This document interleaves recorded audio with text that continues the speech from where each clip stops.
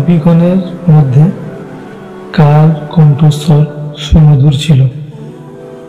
Option A হযরত ঈসা আলাইহিস সালাম, option B হযরত মুসা আলাইহিস সালাম, অপশন সি হযরত দাউদ আলাইহিস সালাম, অপশন ডি হযরত নূহ আলাইহিস সালাম।